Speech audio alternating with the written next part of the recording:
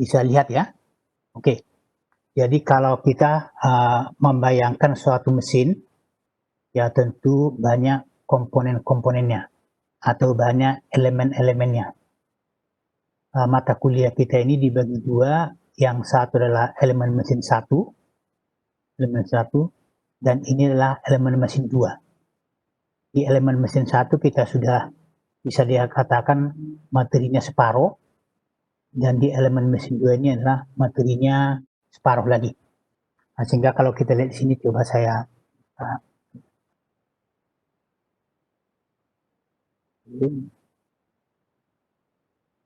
oke, bisa melihat ya? Bisa, Pak. Bisa ya? Oke. Ini hanya layar saya kok tertutup ini karena ada nama-nama mahasiswa sebagian nampak di sini. Ini layar saya agak tertutup. Ada melihat layar saya agak tertutup sedikit ya? Oke. Jadi ini. Oke. Kalau kita lihat seperti ini, jadi silabus kita untuk elemen mesin 2 ya. Atau sebelumnya tadi, jadi mungkin belum semua tahu nama saya. Jadi nama saya adalah Victor Malau. Nah, ini. Kemudian mata kuliah ini diampu oleh dua dosen ya. Dua dosen. Pertama adalah saya untuk sampai UTS, dan nanti yang kedua adalah Pak Mujiono setelah UTS. Jadi nanti saya 5 kali pertemuan dan Pak Mujiono 5 kali pertemuan. Oke. Jadi kalau kita lihat silabusnya,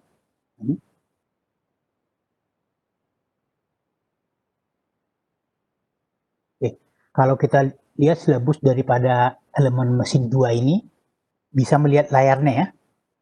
Halo? Halo? Bisa ya? Oke. Jadi tujuan kita di sini, ya, tujuan adalah memberikan pemahaman tentang fungsi. Ini ada fungsi, ada prinsip kerja, artinya cara kerja, kalau ada tadi fungsi daripada elemennya, cara kerjanya, serta cara menghitung. Cara menghitungnya. Nanti di sini kita misalkan ada poros, bagaimana menghitung kekuatan poros misalnya. Dan juga nanti adalah mendesain.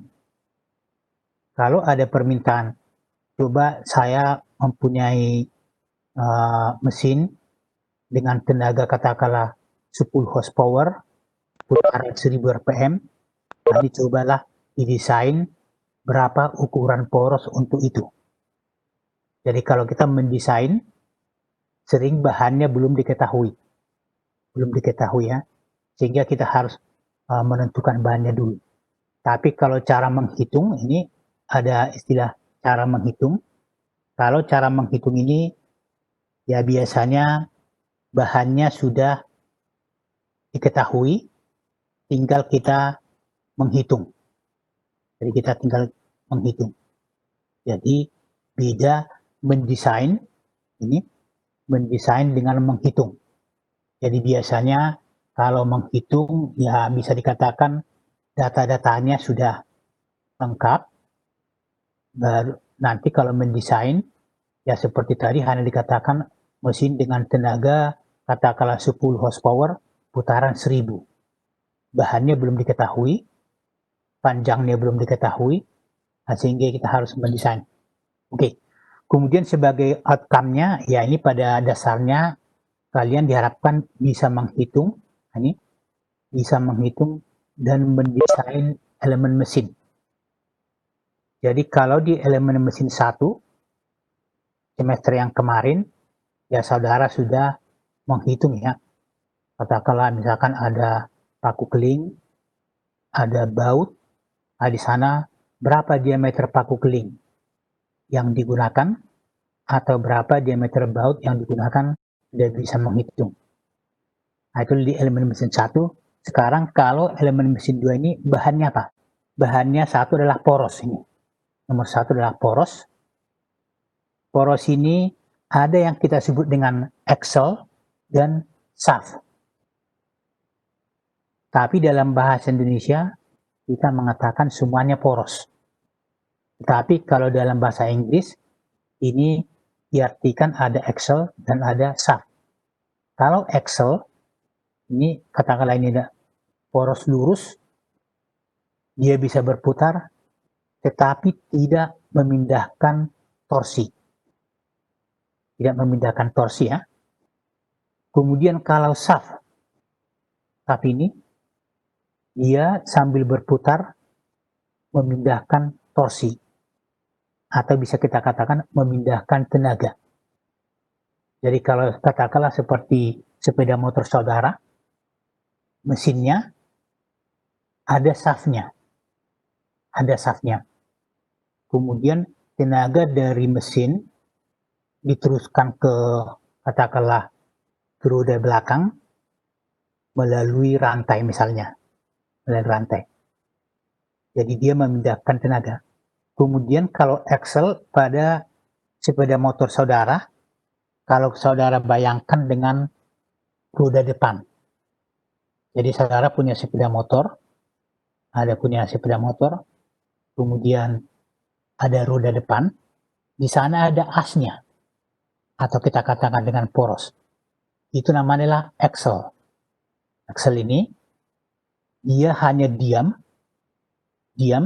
asnya jadi kalau saudara bayangkan, diam, kemudian di sana rodanya berputar. Jadi asnya diam, nah itu kita sebut dengan axle. Atau sering nanti kalau di bengkel-bengkel disebut dengan gander. Dengan gander ya. Jadi dia tidak memindahkan tenaga. Mungkin dia hanya mendapat beban lengkung. Nah, kemudian ada pasak. Nah, ini. Kalau pasak ini, apakah itu pasak memanjang atau pasak melintang, ini di elemen mesin 1 sudah ada ya. Elemen mesin 1 sudah ada. Nah, sudah ada. Kemudian di sini ada kopling. Ada kopling. Kalau dalam bahasa Inggris, dibedakan dia adalah kopling dan clutch. Kalau misalkan ini ada dua buah poros seperti ini disambung dengan menggunakan kopling. Menggunakan kopling seperti ini.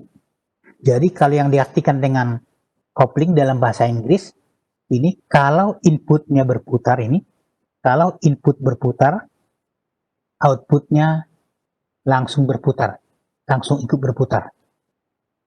Jadi namanya kopling, kalau dalam bahasa Inggris, jadi input berputar, output langsung ikut berputar. Nah, mungkin nanti di sini ada flash namanya, ini diikat dengan baut. Kemudian kalau clutch itu apa artinya? Kalau input berputar, outputnya belum tentu berputar, artinya tidak ikut berputar. Jadi katakanlah sepeda motor saudara, kalau mesinnya dihidupkan, rodanya tidak langsung bergerak ya, tidak langsung bergerak. Jadi nanti ada mekanisme untuk menghubungkan putaran mesin ke roda. Jadi seperti mobil ada namanya kita sebut dengan koplingnya. Begitu mesin hidup, roda tidak langsung bergerak, tapi nanti ada mekanisme untuk menghubungkan mesin dengan roda yang digerakkan, artinya melalui porosnya. Itu namanya clutch. Jadi dibedakan antara kopling dengan clutch. Oke. Kemudian nomor 3 adalah sabuk atau belt dan rantai. Jadi kalau sabuk ini biasanya dibuat dari campuran antara karet dengan penguatnya. Tapi kalau rantai itulah dari logam ya. Jadi kalau sepeda motor saudara menggunakan rantai, yaitu dari mesin menuju roda belakang.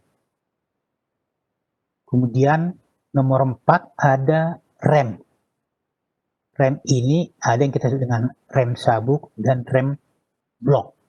Jadi ada rem sabuk dan rem blok. Jadi artinya sabuk itu ya seperti ikat pinggang ya, namanya itu sabuk. Jadi nanti di dalam mesin juga ada yang seperti itu. Dalam mesin ada nanti yang kita sebut dengan sabuk. Kemudian ada rem blok. Jadi seperti mobil, namanya rem blok. Atau pada sepeda motor saudara, misalkan ada saudara dengan rem cakram. Jadi rem cakram itulah termasuk rem blok. Oke. Kemudian nomor 5 adalah pegas. Pegas ini, ya saudara sudah tahu, barangkali di elemen 1 sudah ada ya.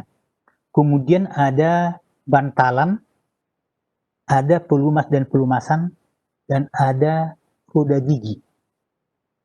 Nah, nanti roda gigi ini materinya paling banyak, dan nanti Pak Mujiono setelah UTS materinya adalah roda gigi semuanya. Jadi hampir semuanya roda gigi. Karena roda gigi ini ada roda gigi lurus, ada roda gigi helikal, ada roda gigi bevel, dan lain-lain. Jadi banyak sekali, ada roda gigi ulit. Oke. Nah, kemudian kalau kita lihat materi ini banyak. Seingat saya, barangkali di antara saudara semester kemarin ikut kuliah elemen mesin ya, elemen mesin. Hanya saja waktu itu ya kuliahnya terpotong karena COVID-19 ya. Jadi seingat saya, ini yang namanya pelumas dan bantalan ini kita sudah bahas di elemen mesin saat ini. Ini dan ini. Oke. Lalu saudara-saudara masih ingat ada yang ikut kemarin kuliah saya elemen mesin 1?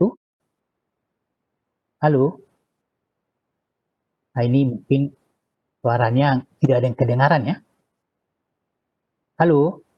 Bisa dengarkan suara saya? Halo? Bisa ya? Nah, bisa ya? Artinya waktu semester kemarin sudah kuliah elemen mesin 1. Di sana kita sudah membahas tentang pelumas dan pelumasan. Atau barangkali ini kalian rata-rata kemarin sudah ikut elemen mesin 1 ya? Oke, sudah ikut? Silahkan dijawab. Ini ada Dias Kamedi. Bagaimana? Dias Kamedi ikut kemarin? Ikut, Pak. Ikut. Jadi elemen 1 ya. Artinya di sini ada pengulangan lagi, ada pengulangan. Di sini secara umum elemen mesin 2 adalah desain. Elemen mesin 1 adalah teorinya. Tapi kemarin kita dengan bantalan sudah ada, dengan pelumas sudah ada, kemudian juga ini pasak. Pasak ini sudah. Karena pasak itu adalah merupakan jenis sambungan. Kemarin kita sudah ada sambungan tetap dan sambungan tidak tetap. Jadi materi ini nanti tidak semua kita bahas, mengingat waktu kita terbatas. Jadi pengalaman saya, kalau kita kuliah biasa, kuliah normal biasa, poros saja bisa sampai 3 kali pertemuan. 3 kali pertemuannya. Kemudian kopling bisa 1 kali, sabuk 1 kali, jadi sudah 5 kali. Kemudian rem itu bisa 2 sampai 3 kali. Oke. Jadi ini, nah sekarang kita lihat aja dengan ini poros. Poros ini jadi kalau kita lihat, oke. Jadi tadi kita mengatakan poros itu ada namanya Excel. Jadi kalau dalam bahasa Inggris namanya Excel. atau dikatakan dengan as, tapi kita semuanya mengatakan dengan poros. Apakah itu dia Excel, apakah itu SAF, kita mengatakan dengan apa namanya?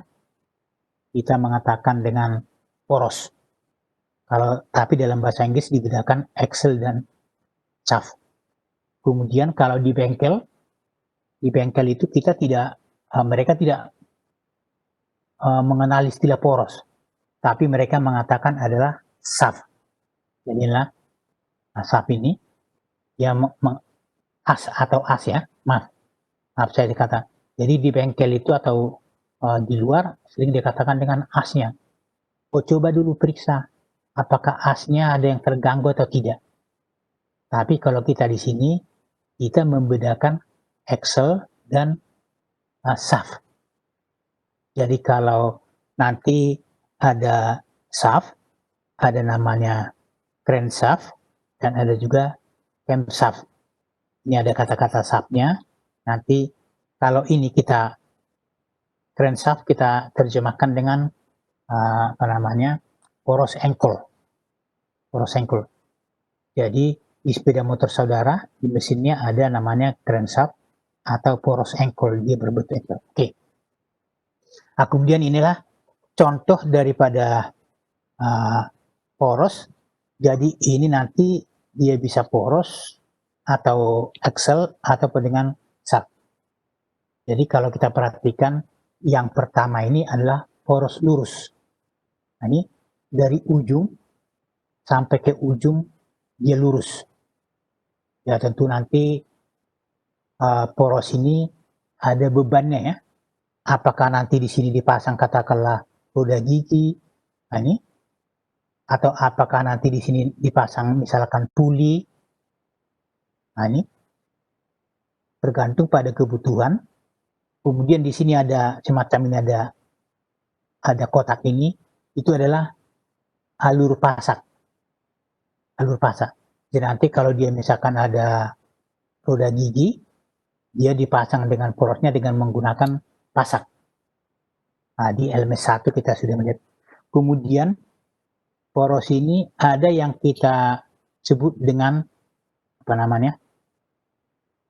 poros bertangga atau SAF ini. Artinya apa? Bahwa poros itu belum tentu mempunyai diameter yang sama dari ujung sampai ke ujung. Belum tentu. Nah, belum tentu. Nanti tergantung kebutuhan. Misalkan kalau kita mau masang bantalan atau biring, biasanya ini dipasang di sini. Kalau kita pasang biring ya, artinya bahwa bagian ini harus siku-siku. Harus siku-siku. Artinya tempat untuk memasang biring. Kemudian yang kita sebut dengan poros engkol adalah seperti ini. Jadi poros engkol ini pada semua sepeda motor ya, pasti ada poros engkolnya. Atau nanti mobil umumnya mempunyai engkol. Jadi yang mana yang disebut dengan engkol adalah ini. Nanti ini dihubungkan dengan piston. Ini juga nanti dihubungkan dengan piston. Ini juga hubungannya dengan piston. Ini juga ini. Katakanlah sekarang ini ada mesin 4 piston. 4 pistonnya. Jadi kalau ini berputar seperti ini, nanti pistonnya akan naik turun. Naik turun ya. Naik turun dia. Jadi inilah pada mesin katakanlah motor bensin, motor diesel, atau misalkan kompresor torak, atau pompa torak. Oke. Nah, kemudian inilah poros tadi yang kita katakan. Poros tadi, ini di sana ada pule. Ada pule itu nanti, maksudnya pule itu nanti dihubungkan dengan belt ya. Nanti dihubungkan dengan belt. Kemudian ada gear. Nanti kalau gear itu pasangannya juga gear. Kemudian di sini di sebelah kiri ada shift. Ini ada sini. Inilah sebenarnya pule, tapi nanti di sini sabuknya adalah sabuk bentuk V belt. di belt. Nah, ini kemudian kalau kita lihat di sini ada frame. Frame itu apa maksudnya? Ini ada frame-nya.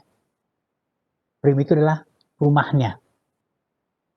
Artinya poros ini ditahan oleh miring, ini adalah bantalan. Kemudian bantalan ini dijepit dengan rumahnya ini, supaya nanti poros ini berputar dengan halus. Oke, jadi kita lihat sini ada pulley, ada gear, ada shift yang dihubungkan dengan poros. Tapi di sana nanti misalkan ini gear ini untuk apa ini? Gear ini untuk apa? Katakanlah nanti dia digunakan untuk menggerakkan elemen lain. Dan ini juga menggerakkan elemen lain. Oh, ini katakanlah shift yang sebelah kiri, dia adalah input. Artinya dari sini datang tenaga, kemudian diteruskan ke poros, dan poros ini tenaganya sebagian masuk ke roda gigi, dan sebagian lagi masuk ke uli. Jadi kalau seperti ini, katakanlah shift adalah inputnya, outputnya lewat roda gigi, dan juga lewat pulley. Jadi umumnya input itu satu, outputnya bisa lebih dari satu selama inputnya mampu ya. Jadi umumnya inputnya satu. Tapi nanti kalau dibikin inputnya dua, outputnya satu, itu akan sulit secara mekanis. Jadi misalkan input dari gear sama pulley, outputnya lewat shift. Nah, nanti belum tentu misalkan di gear katakanlah normal, tapi di pulley belum tentu normal. Dia katakanlah ada slip. Jadi biasanya inputnya satu, outputnya bisa lebih dari satu. Oke. Kemudian ini poros ini kita katakan ini di sini tegak ini porosnya. Kemudian kadang poros itu dibuat dalam bentuk seperti gambar di bawah. Seperti apa gambar di bawah ini? Dibuat dia bertangga, step, tetapi di sini ada semacam radius. Jadi kalau tadi adalah step, tapi dia siku-siku. Kalau dia siku-siku seperti ini, tegak lurus, itu lebih riskan terhadap kerusakan dibandingkan kalau dibuat di sini ada radiusnya. Hanya saja, kalau kita mau masang katakanlah roda gigi atau pulley atau bantalan, nah di sini dia harus siku-siku ya. Karena tidak bisa misalkan, di sini dipasang bantalan, nanti tidak bisa stabil. Karena ini ada radius yang mengganjal. Nah, sehingga ini dibuat radius, ini juga dibuat radius, ini bertangga dari diameter D2 menjadi D3, tapi di sini dibuat ada semacam lengkung. Tujuannya apa? Supaya dia tidak gampang rusak. Kalau ini dibuat lurus, katakanlah seperti ini, dibuat lurus, itu lebih riskan terhadap adanya retak. Nanti di sini bisa timbul retak ini. Bisa retak ini. Jadi kalau bisa hindarilah bagian-bagian yang ya katakanlah runcing atau seperti ini adalah siku-siku. Kalau diperbolehkan. Tapi kalau seperti ini mau dipasang roda gigi, ya tentu pasangannya harus yang siku-siku. Oke. Nah, ini ada juga yang kita sebut dengan poros adalah universal joint. Ini. Jadi universal joint, jadi kalau kita bisa bayangkan sebuah mobil mesinnya di depan, kemudian yang digerakkan adalah roda belakang. Sehingga untuk menghubungkan mesin dengan ke belakang, ya atau di belakang disebut dengan gander ya. Di sini ada G ini, ada gander. Nah, ini dia menggunakan poros adalah poros ini namanya sambungan universal. Dari sini nanti baru diteruskan ke roda. Jadi kalau dari depan dia adalah dari mesin, ini tentu ada sambungannya ke poros mesin, kemudian diteruskan ke belakang ke gandarnya. Di sana ada kotak roda gigi, biasanya roda gigi diferensial, kemudian dari sana ke kiri dan ke kanan untuk menggerakkan roda. Ini namanya poros ya sambungan universal. Oke. Nah sekarang kalau kita lihat di sini ada poros ini. Yang mana porosnya? Porosnya adalah ini. Jadi kalau kita gambarkan sebelah kiri ini, simbol seperti ini adalah bantalan. Bantalan, ya simbolnya. Tapi simbol bantalan ini ada bermacam-macam. Ada dia dikasih kotak, ada seperti ini dikasih kotak di cross. Kalau kita memperhatikan buku-buku, ada yang memberi simbol seperti ini, ada juga yang lain. Oke, kemudian di sini porosnya adalah di tengah ini, tengah. Kemudian di sini dipasang roda gigi, roda gigi. Jadi kalau kita lihat gambar yang B ini inilah poros, berketepatan adalah poros bertangga. Ini ada roda gigi, ini juga ada roda gigi. Kemudian dia ditumpuk oleh dua bantalan, katakanlah bantalan sebelah kiri dan bantalan sebelah kanan. Kemudian ada yang kita sebut dengan shift. Shift ini biasanya ini dihubungkan dengan apa namanya? Dihubungkan dengan belt ini. Dengan apa namanya? Dengan belt. Dan biasanya belt bentuk V. Belt V ya. Belt V. Kemudian ini yang shift ini ya katakanlah kalau kita menggambarkan seperti kerekan ya. Alat pengangkat namanya kerekan. Nah, ini di sini adalah kabel. Jadi pada pesawat pengangkat sering kita menyebut dengan istilah shift. Di sini nanti ada kabel, ada kabel baja ya. Jadi katakanlah untuk mengangkat beban seperti ini, nah ini katakanlah shiftnya, inilah beban yang diangkat, ini, kemudian ini ditarik, ini ditarik, ini ditarik seperti ini, ini namanya shift. Atau sering juga orang mengatakan pulley. Orang mengatakan pulley ya. Oke. Jadi misalkan oke. Nah, kemudian kalau kita melihat di sini ya ini ada istilah fan. Fan itu apa? Fan itulah kompresor ya. Kompresor. Jadi kalau ini semacam kipas angin, biasanya kalau tekanannya tidak begitu tinggi, kita sebut dengan fan.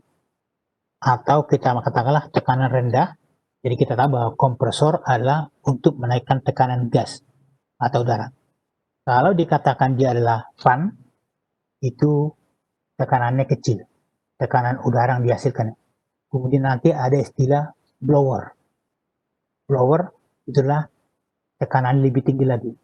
Kemudian kalau kita menggunakan istilah kompresor, nah itulah tekanan yang lebih tinggi. Yang lebih tinggi lagi. Oke. Jadi ini adalah dikatakan fan. Seperti ini.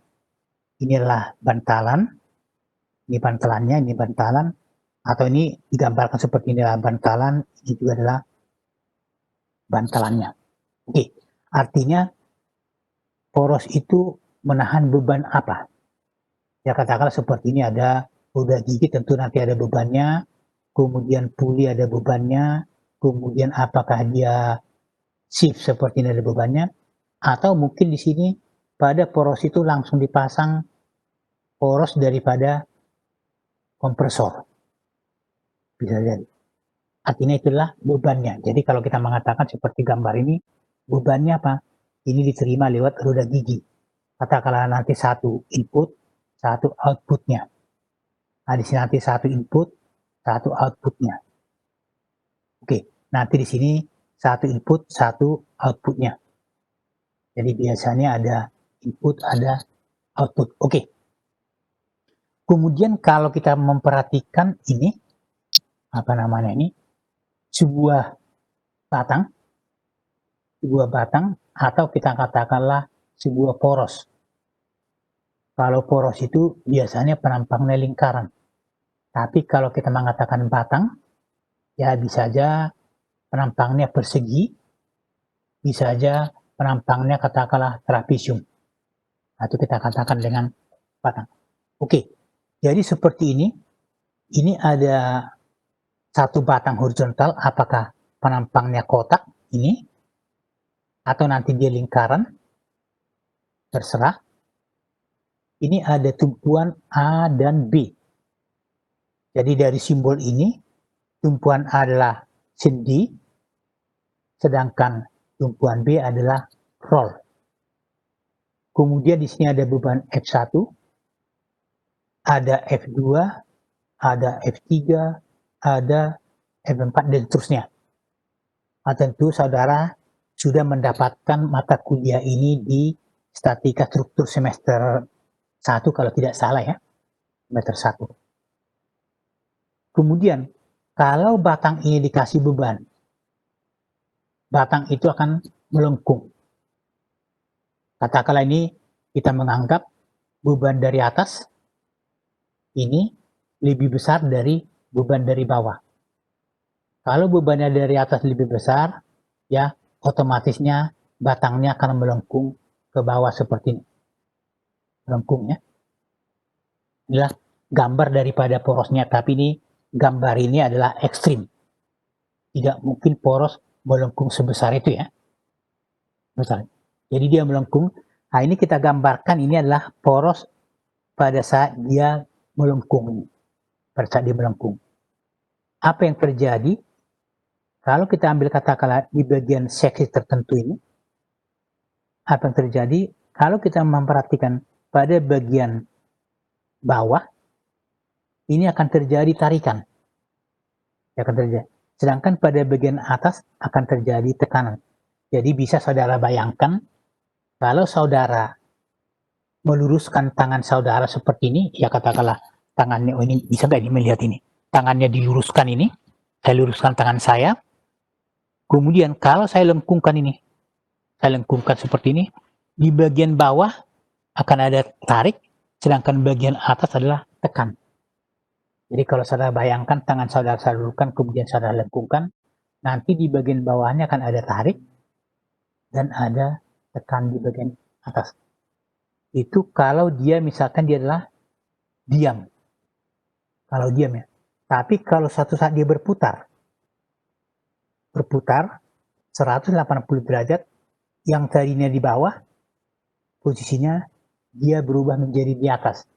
Yang tadinya positif, dia akan berubah menjadi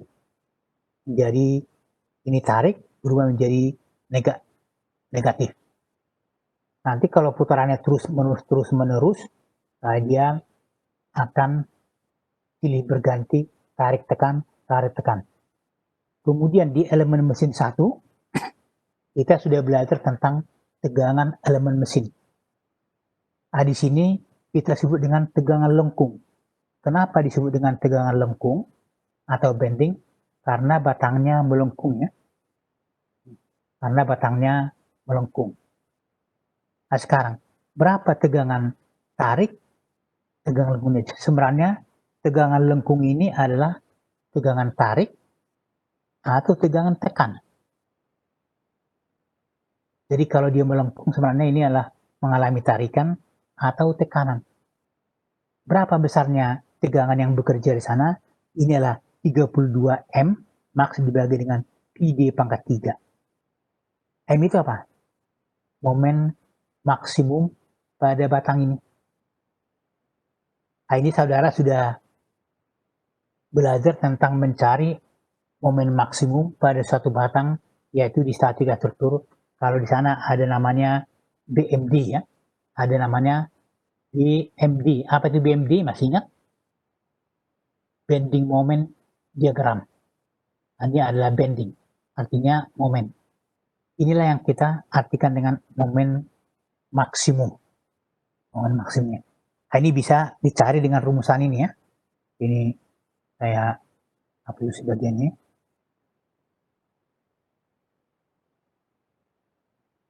Oke, jadi berapa tegangan yang terjadi kalau batangnya melengkung adalah ini. Oke.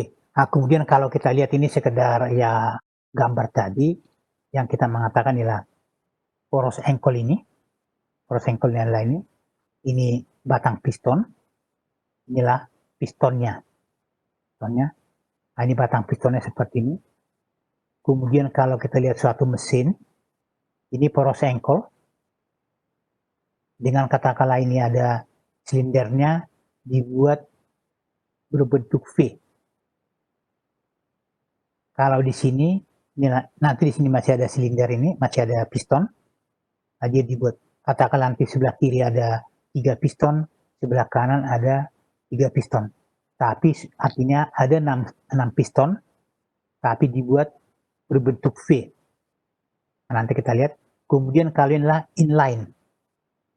Nanti kalau misalkan pistonnya ada berapa, mungkin katakanlah 3 atau 4, ini berjejer dia sama-sama ke atas. Atau di sinilah opposite, berlawanan. Jadi ini gerakannya maju mundur ke kiri, sedangkan ini maju mundurnya adalah ke kanan. Oke, ini contohnya ini adalah poros engkol. Jadi kalau kita mengatakan gambar yang paling atas ini, gambar paling atas ya, itu adalah pistonnya katakanlah bergerak maju mundur horizontal. Horizontal. Sedangkan ini yang sebelah kiri, pistonnya bergerak maju mundur vertikal. Ini vertikal. Sementara ini yang di kanan adalah piston bergerak maju mundur dengan membentuk huruf V. Jadi kalau kita lihat sini, sebelah kiri ada 3 piston dan sebelah kanan ada piston. Oke. Nah, sekarang ini kalau kita lihat, kita kembali, inilah namanya poros engkol. Inilah connecting rod namanya atau sering disebut dengan stang piston. Kemudian ini adalah blok mesin. Kemudian ini adalah bagian daripada pistonnya sama dengan ini. Jadi nanti apakah pistonnya dibuat seperti ini atau seperti ini. Ya. Kemudian ini adalah bagian atas. Di bagian atas ini. Ya, nanti di sini nanti ada semacam valve-nya atau klepnya untuk mengisi bahan bakar atau nanti membuang gas. Ini nanti dia terbuka tertutup terbuka tertutup. Oke, ini namanya cylinder head. Oke, kemudian inilah biring bantalan ini. Bantalan di mana posisinya? Adalah di sini. Nanti di sini dipasang bantalan ini. Nah, di sini, ini nanti di sini dipasang bantalan. Dan bantalan ini dibuat dia terdiri dari 2 belahan, katakanlah belahan bawah nanti dan ada belahan atas. Belahan atas ya. Oke, bisa dengar suara saya? Halo Mas. Bisa, Pak. Bisa, Pak.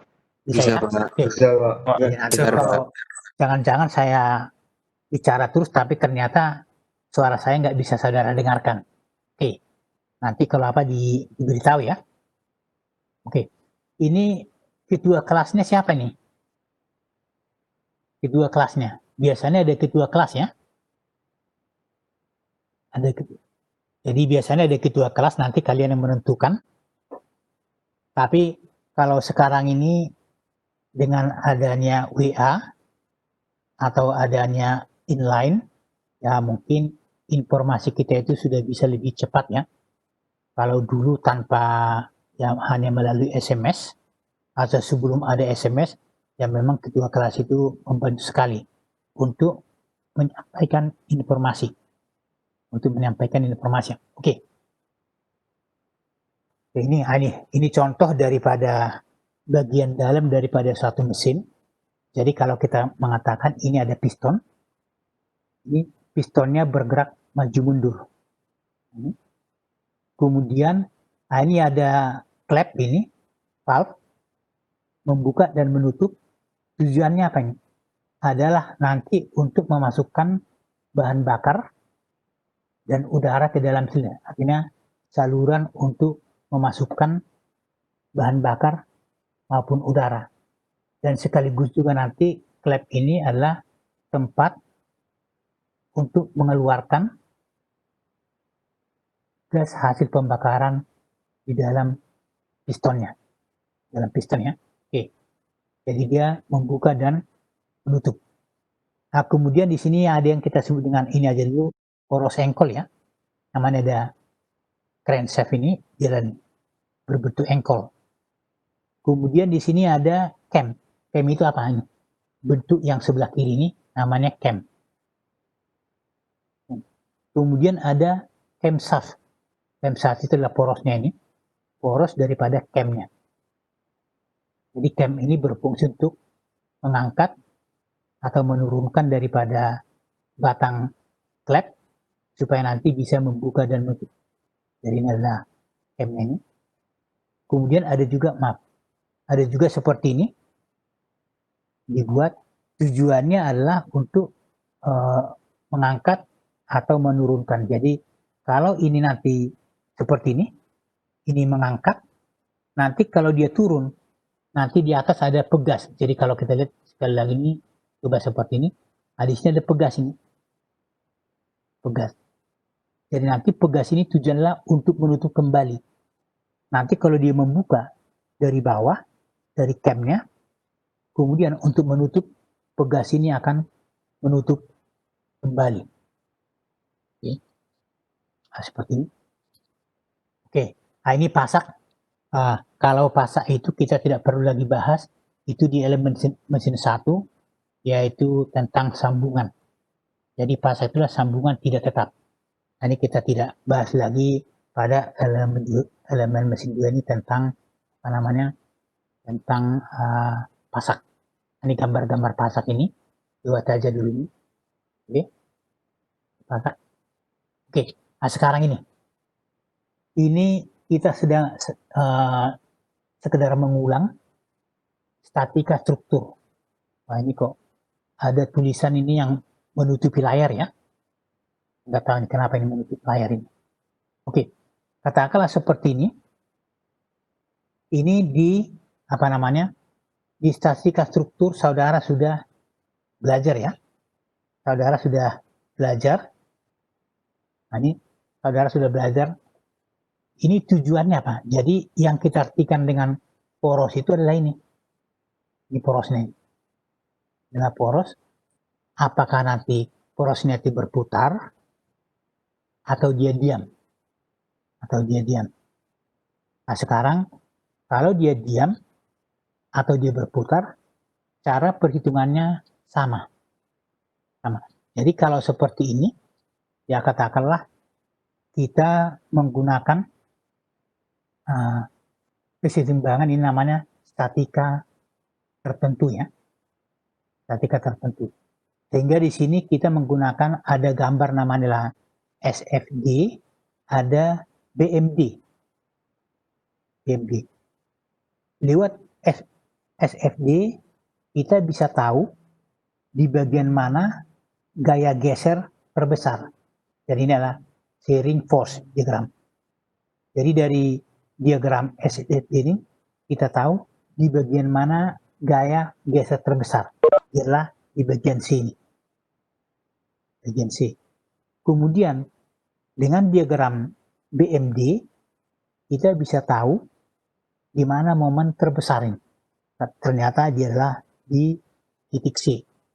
Jadi kalau pembebanan seperti pada gambar ini, momen terbesar ada di titik C dan gaya terbesar yaitu gaya geser ada di titik C. Nah, jadi kalau pada gambar kita di sini, saya ulangi sekali lagi, kalau pada gambar kita di sini, misalkan ini, kalau dia di sini memotong, SFD memotong batangnya, berarti disitulah posisi momen terbesar. Jadi setiap dia memotong di sana, di situ adalah harga puncak. Kalau dia memotong di 2 tempat, bisa jadi memotong 2 tempat atau 3 tempat, berarti ada, katakanlah kalau 2, berarti 2 harga puncak. Tapi harga puncak itu mana yang terbesar,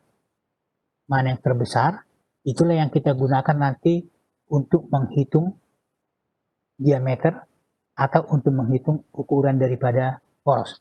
Jadi ini saudara, ya ini mungkin di statika struktur, saudara kalau mau menghitung reaksi di A dan di B, menghitung reaksi di A dengan di B, sebenarnya banyak metode, tapi kalau saya di sini menggunakan sigma momen sama dengan 0. Wah ini layar saya agak tertutup ini oleh apa ini tertutup. Oke, saudara, ini oke. Jadi kalau seperti ini, kalau saya mau mencari reaksi di titik B, saya tuliskan sigma momen di A sama dengan 0. Dan sigma momen. Nah sekarang, sigma momen A sama dengan 0, apa artinya itu? Artinya lain.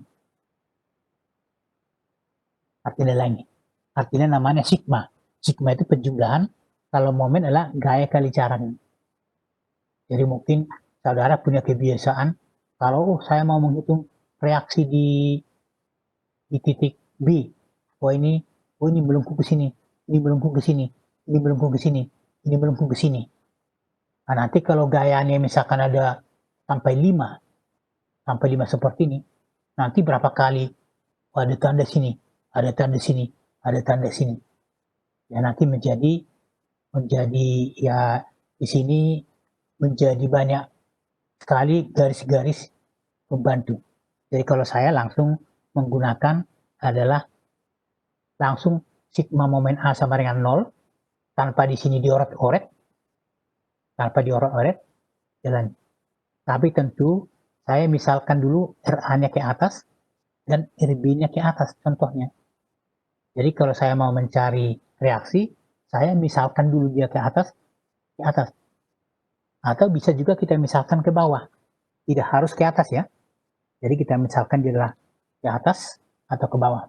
Jadi contohnya di sini ya dari gambar ini kita mencari bahwa reaksi di B adalah 1,875 ton dan di A adalah 1,125 ton.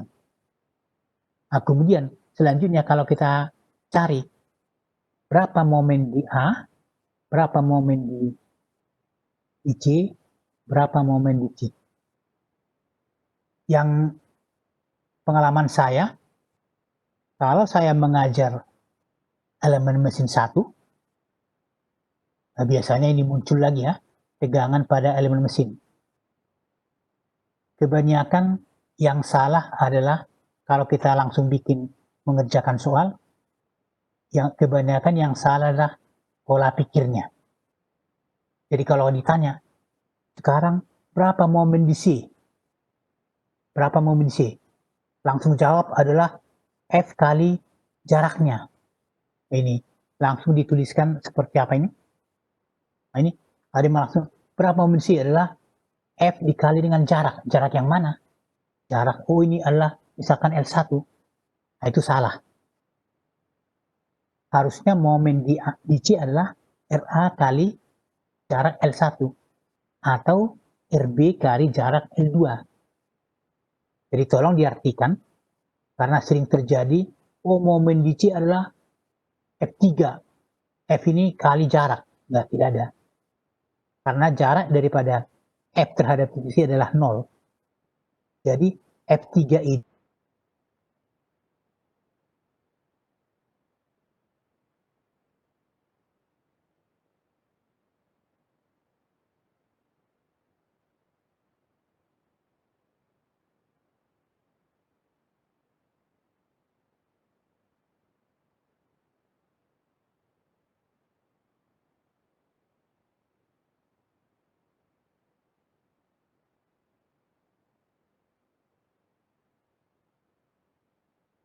berada di ujung batang,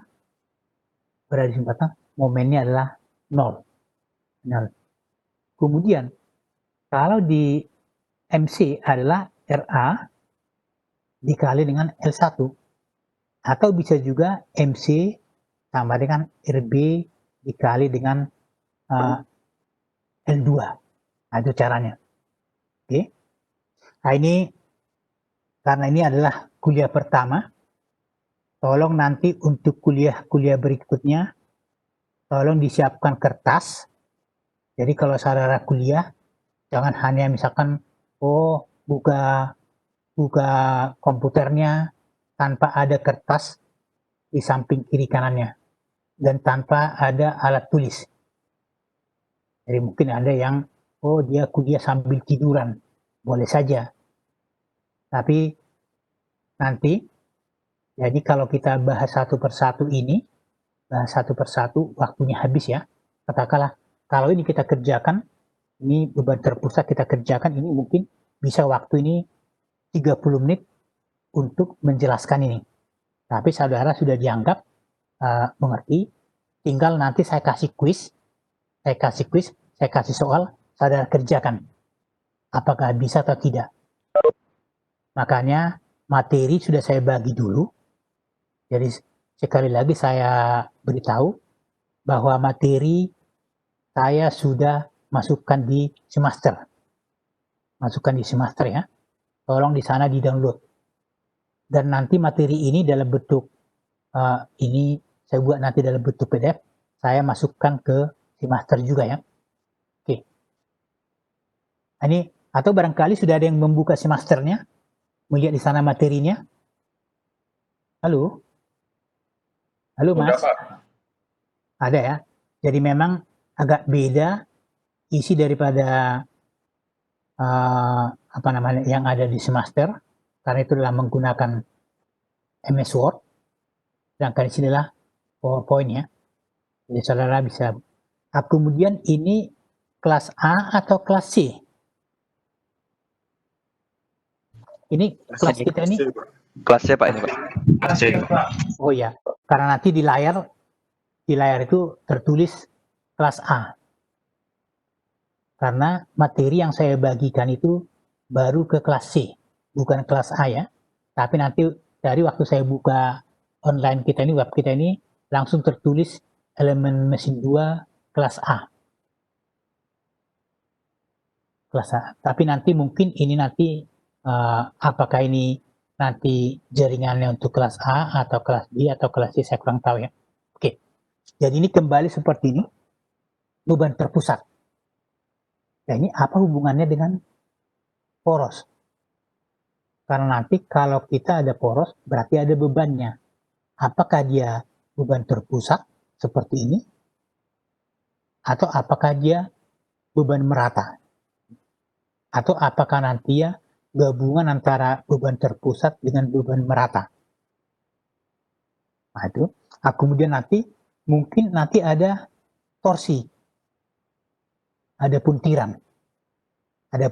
Jadi inilah kita mengarah ke mencari beban pada poros.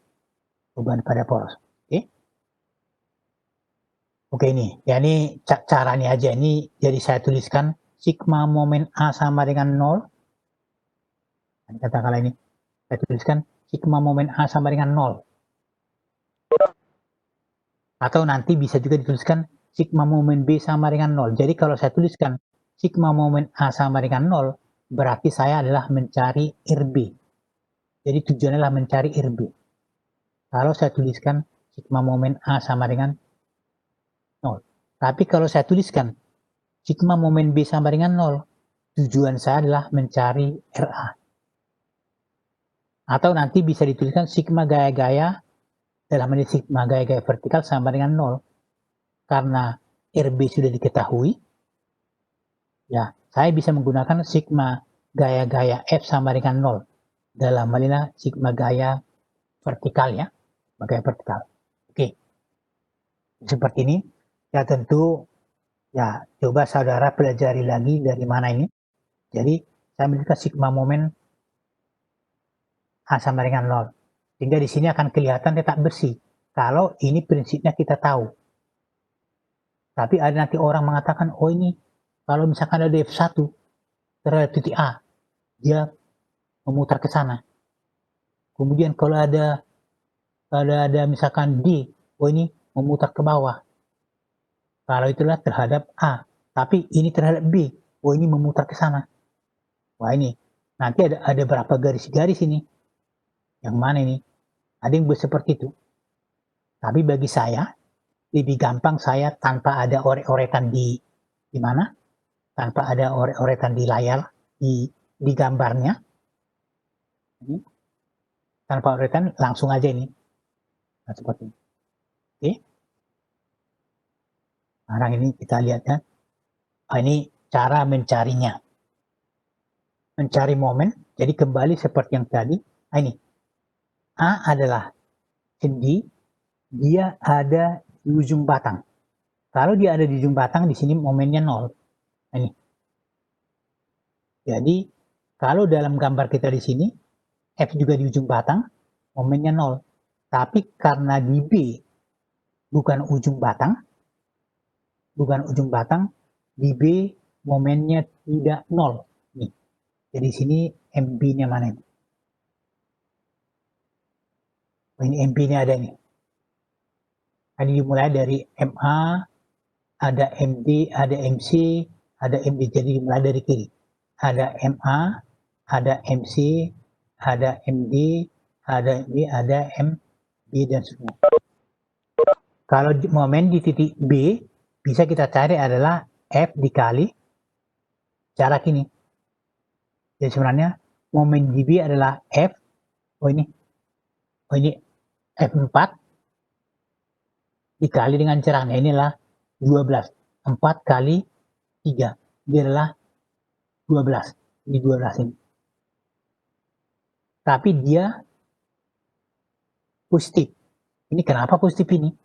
Jadi perlu diingat, jadi di dalam statika struktur sudah ada teorinya yang mengatakan seperti apa. Kalau ada batang seperti ini, inilah tumpuan. Kalau bebannya dari atas, ini cantilever namanya, berarti dialah negatif. Tapi kalau bebannya dari bawah, momen di B adalah positif seperti ini. Jadi andai kata F4 ini dari atas, pasti di B momennya negatif. Jadi sudah ada acuannya. Jadi kalau misalkan ini batang seperti ini tumpuan, bebannya dari bawah. Beban dari bawah seperti ini, dia adalah momennya positif. Nah, seperti ini. Momennya positif. Oke. Ini gambar SFD ada.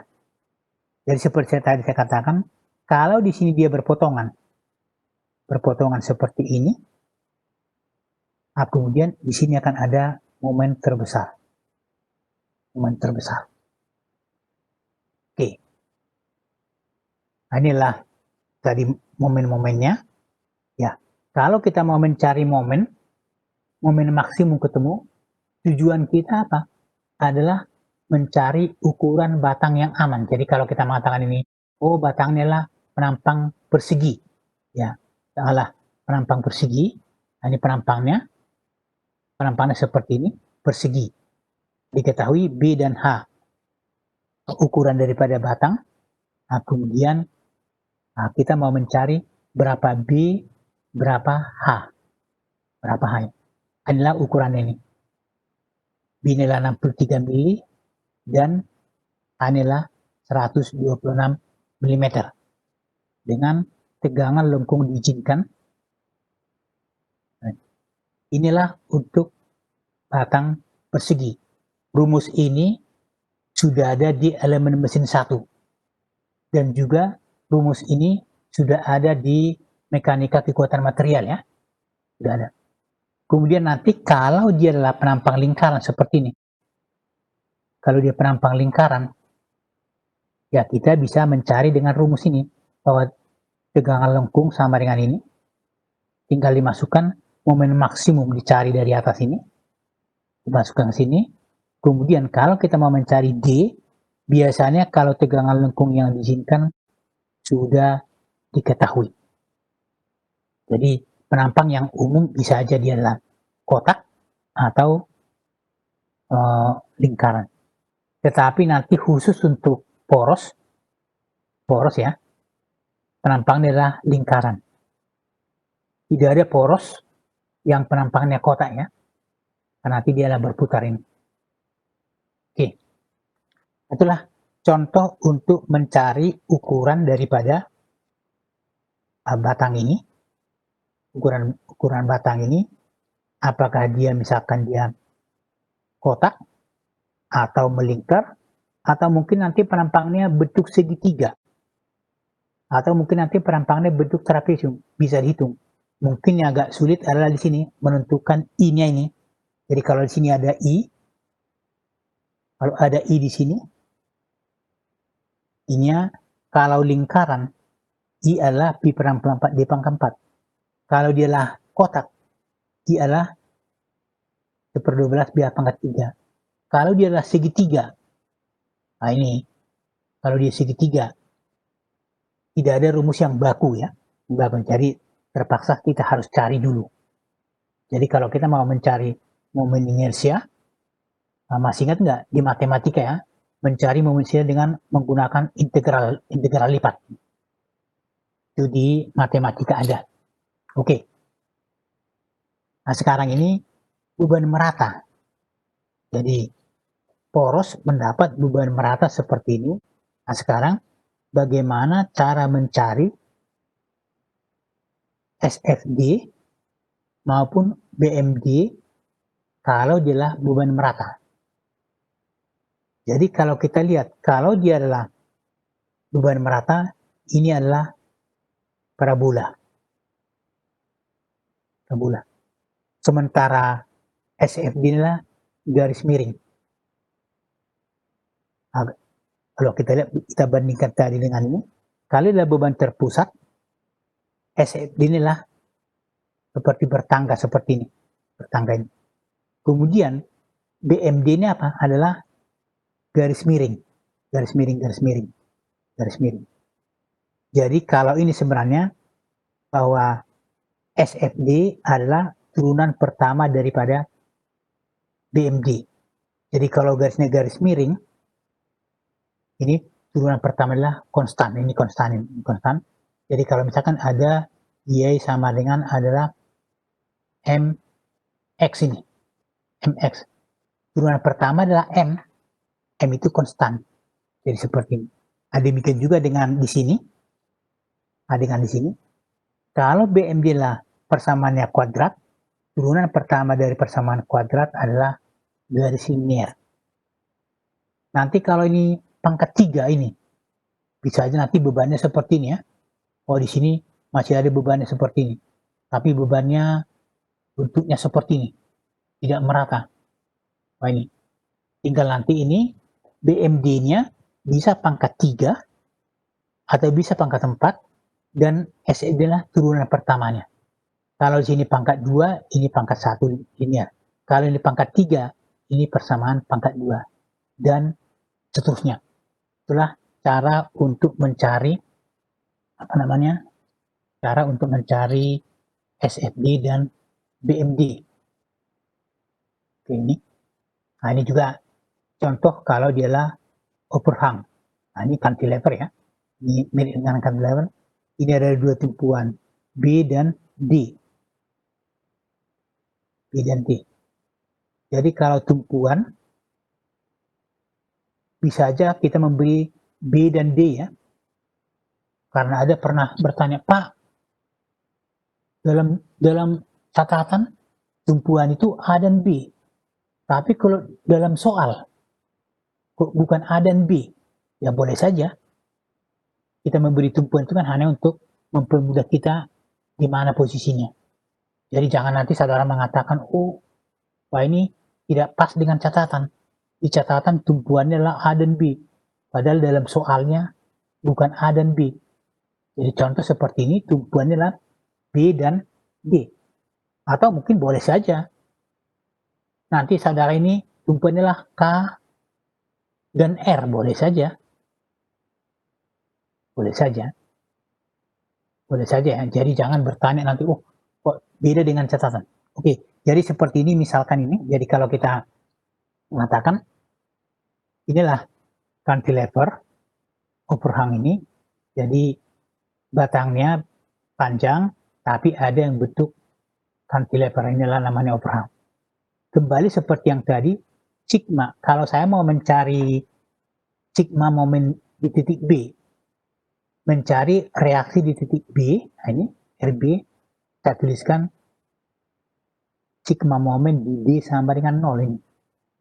Tinggal sekarang diikuti, apa artinya ini? Ya ini F1. Ini adalah, wah ini berketepatan tidak dikasih F1, F2 ya, langsung angkanya ini. Angkanya ini adalah positif, sin positif.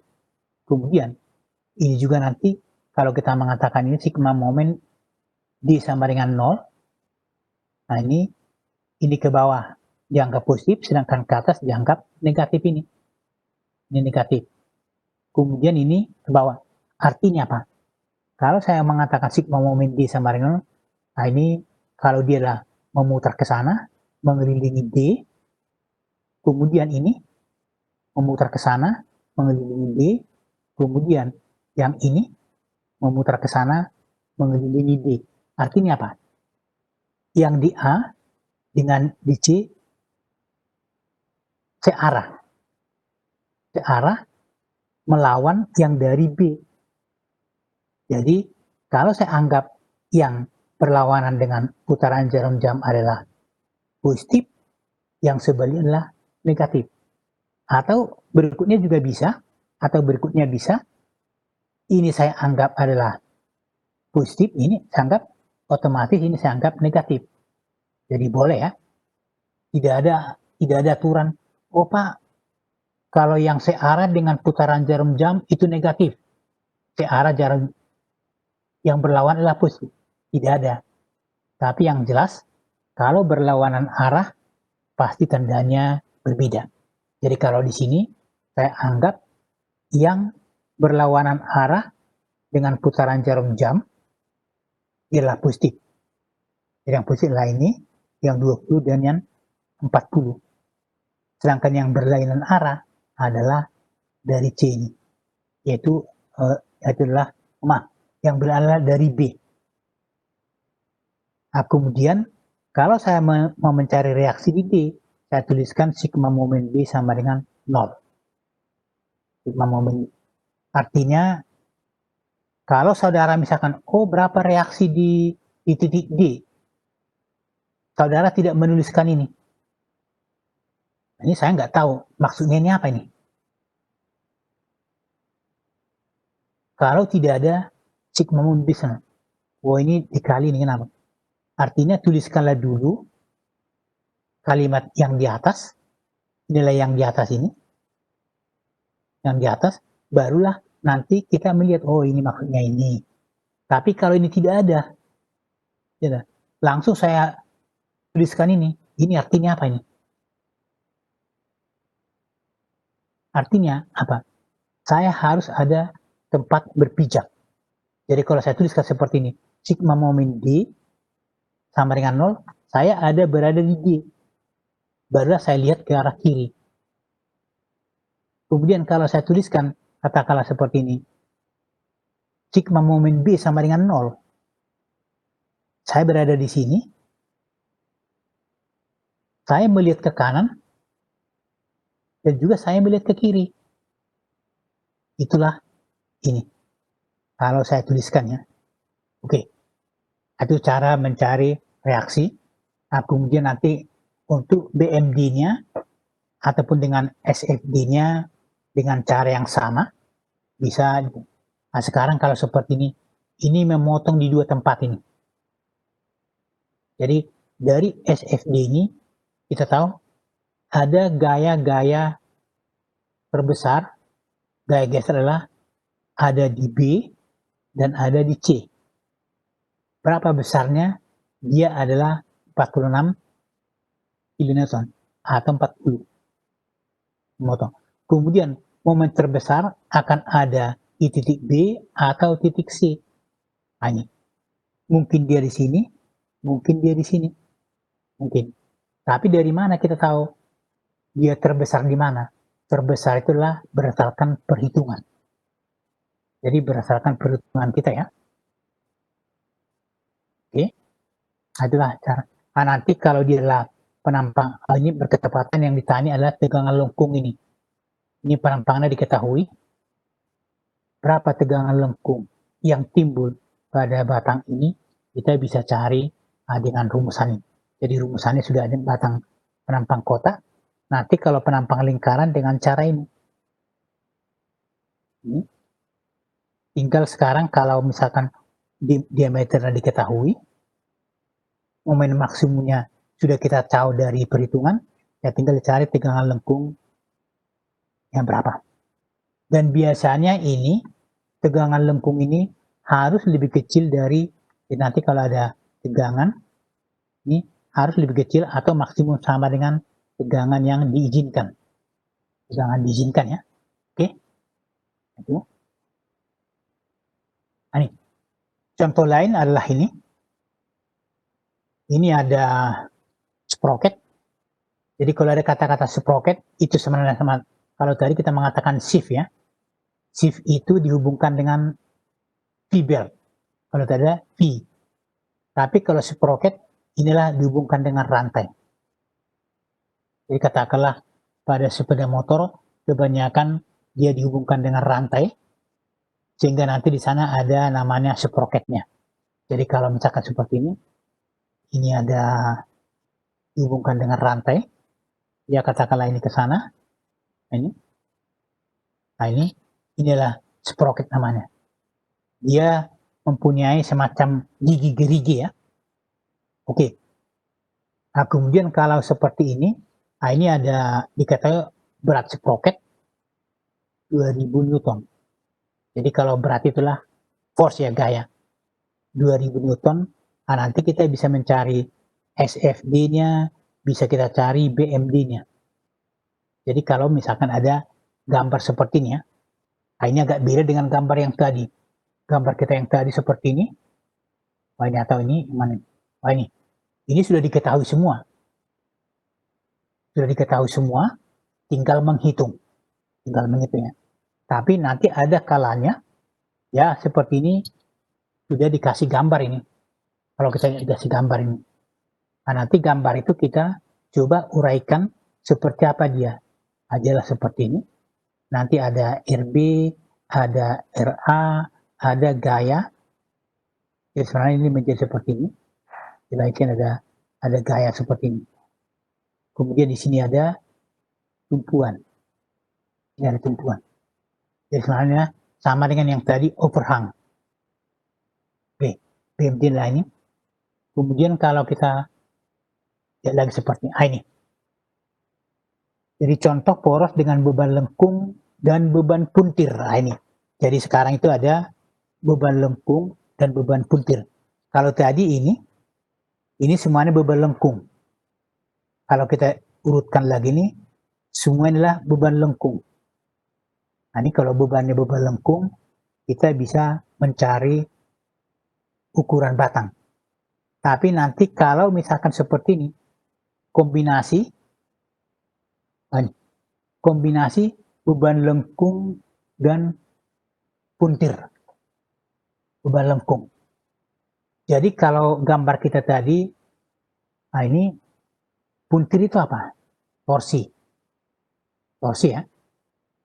Jadi, tapi jangan berasumsi setiap batang yang berputar pasti ada torsi, tidak. Jadi contoh seperti ini bisa nggak melihat apa? Ini pensil. Halo, bisa lihat saya? Halo Mas? Bisa Pak. Ini pensil saya pegang. Ini pensil saya pegang. Kalau ini saya putar, ini berputar, tapi tidak ada torsi. Jadi karena ada menganggapan, Pak, dia kan berputar. Ya berputar. Berarti ada torsi, belum tentu. Kalau ini berputar ini, tapi kalau ujung yang lain saya tahan. Ujung yang lain saya tahan. Kemudian ini ujung yang lain saya putar. Nah, nanti ini akan namanya ada momen puntir. Jadi jangan asal berputar ada momen puntir, tidak. Seperti gambar kita tadi di sini. Di sini Ini berputar ini. Berputar. Ini juga berputar. Katakan ini chain ya. Tapi di sini tidak ada puntiran. Karena ini kita lihat ini adalah bantalan roll. Artinya apa? Kalau ada puntiran, dia akan langsung berputar.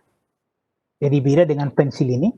Kalau ujung yang satu saya tahan, ujung yang lain saya putar, nah nanti kalau dia tidak kuat, dia bisa patah. Itu namanya ada momen puntir. Tapi kalau misalkan ujung yang lain saya lepas, ini saya putar. Ini namanya berputar, tetapi tidak terpuntir. Jadi beda ya.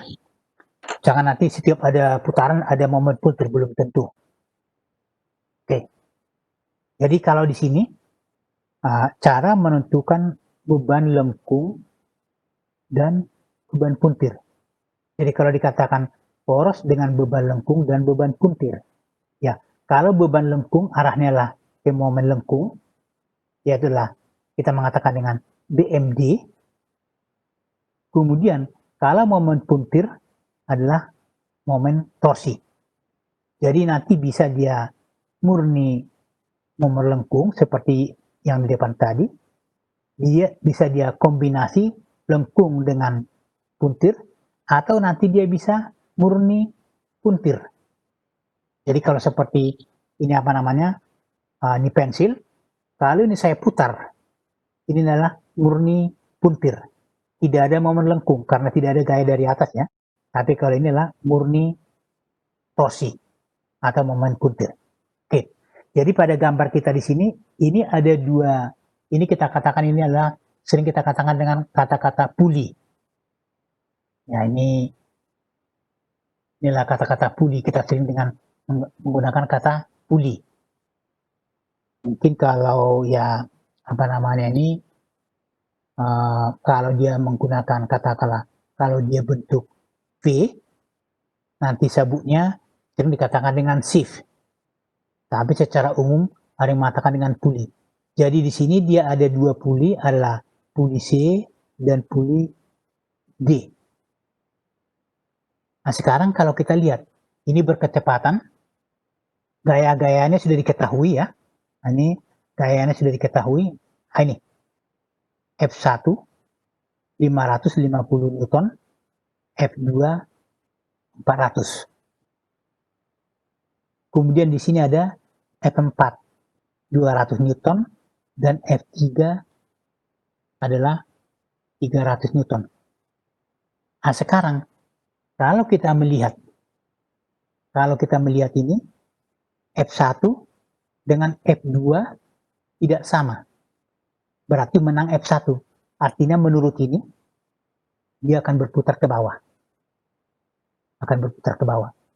Nah, sekarang kalau kita lihat ini. Kalau kita lihat di sini F3 lebih besar daripada F4. Berarti inilah berputar ke sana. Ini mengatakan dia ingin ke bawah dan ini mengatakan sana. Artinya apa? Bahwa poros ini akan terpuntir.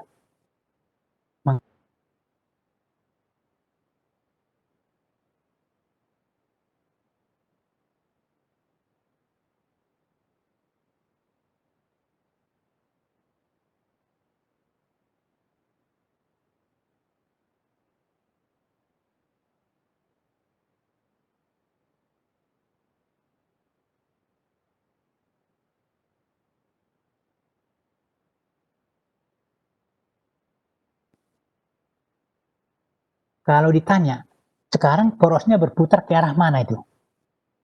Jadi nanti ini puli ini diikat dengan porosnya dengan menggunakan pasak, ini juga diikat dengan porosnya menggunakan pasak.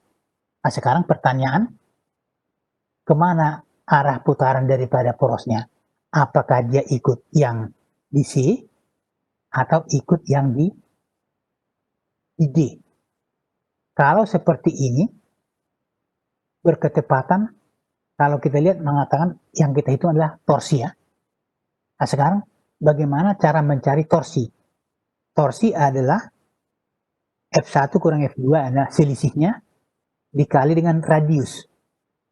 Nah, ini mungkin gambar ini adalah radius ini.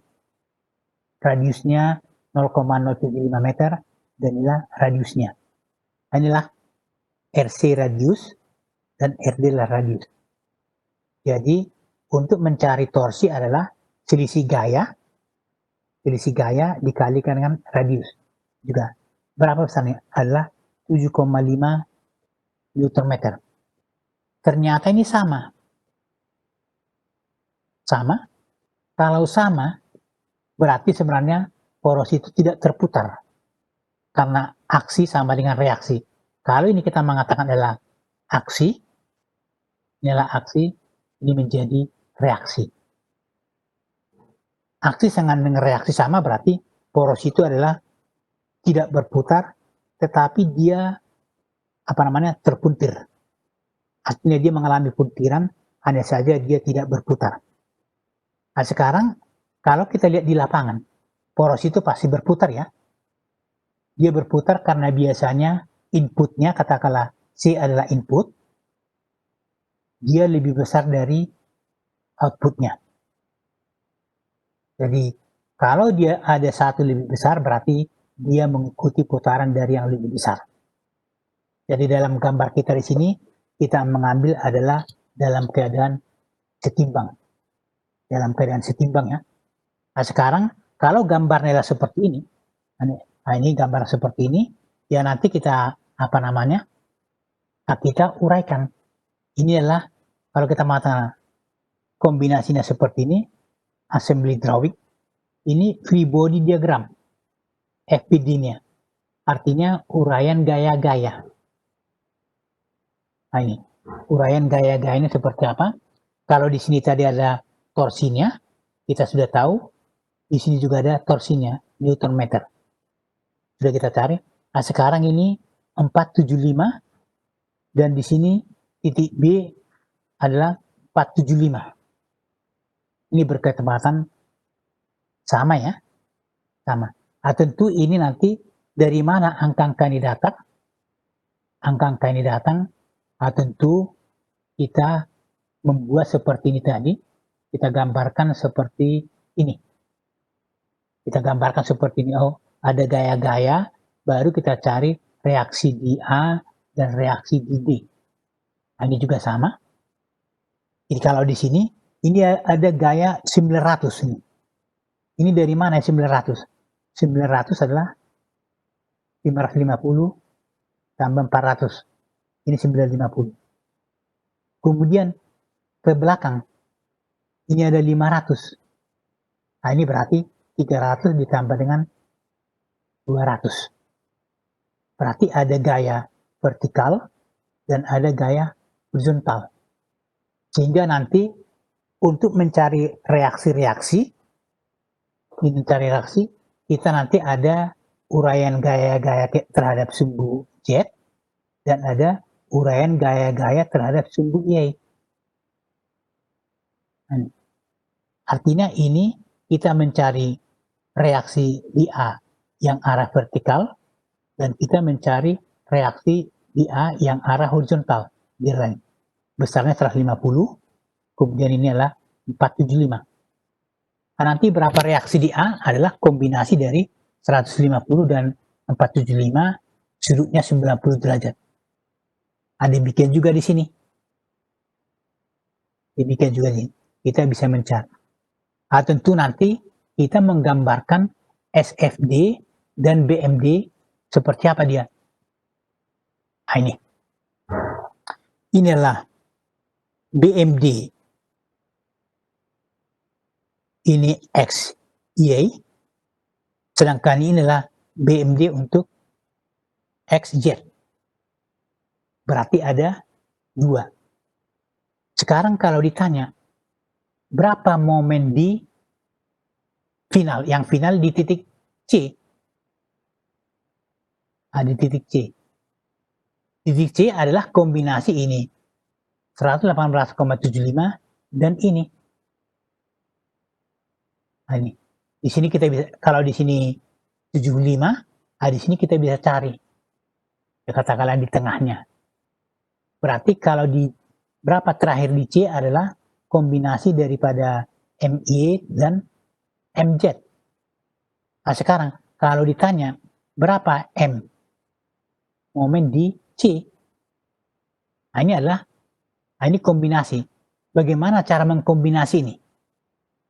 MY dan MZ. Cara mengkombinasinya seperti apa?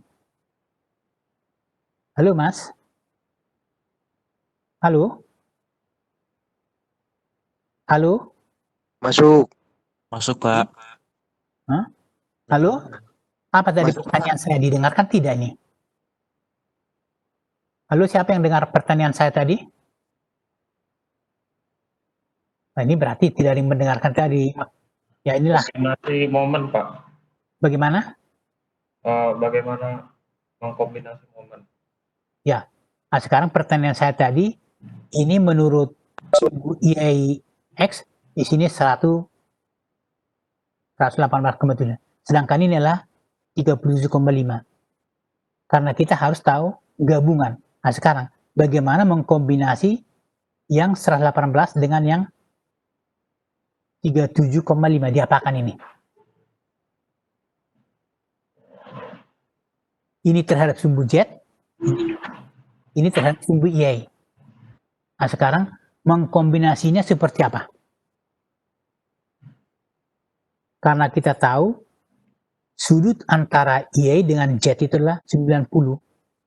Nah, berarti MC adalah akar ini adalah MIA